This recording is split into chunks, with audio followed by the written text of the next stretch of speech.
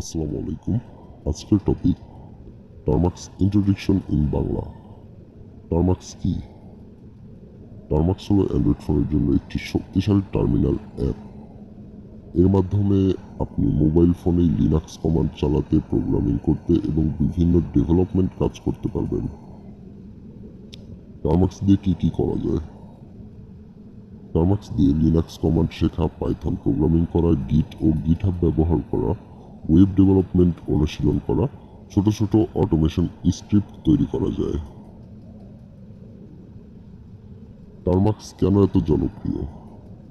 Termux computer ছাড়াই coding করা যায়। টার্মাক্সে সম্পূর্ণ ফ্রি, ওপেন সোর্স, দ্রুত ও হালকা, অসংখ্য প্যাকেজ ইনস্টল করা যায়, যেটা লিনাক্সেও করা যায়। টার্মাক্স কার জন্য?